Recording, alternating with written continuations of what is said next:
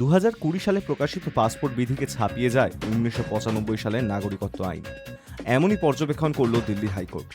এই আবহে এক অপ্রাপ্তবয়স্ক ভারতীয় দ্বৈত নাগরিকত্ব রাখতে পারে বলে জানিয়েছে হাইকোর্ট।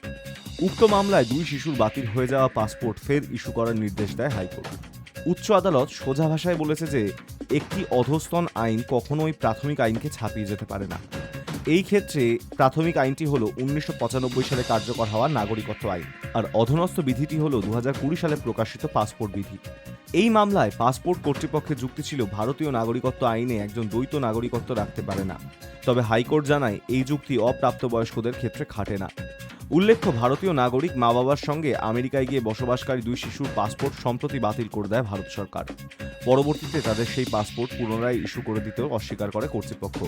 আর এর প্রেক্ষিতে দিল্লি হাইকোর্টে মামলা করা হয়েছিল। সেই মামলাতেই উচ্চ আদালতের বিচারপতি সুব্রতনম প্রসাদ নির্দেশ দেন 2 শিশুর পাসপোর্ট যেন ফের ইস্যু করে দেওয়া হয়। উল্লেখ্য, এই 2 শিশুর মা ভারতীয় নাগরিকত্ব ত্যাগ করে মার্কিন নাগরিক হয়েছে, তবে তাদের বাবা এখনও ভারতীয় নাগরিক আছেন। এই আবহে আদালত জানিয়েছে, নাগরিকত্ব আইনের 4(1)(a)তে স্পষ্ট বলা হয়েছে যে একজন অপ্রাপ্তবয়স্ক ভারতীয় দ্বৈত নাগরিক থাকতে পারে। পরে প্রাপ্তবয়স্ক হওয়ার 6 মাসের মধ্যে এই দুটির মধ্যে একটি দেশের নাগরিকত্ব তাকে ছাড়তে হবে।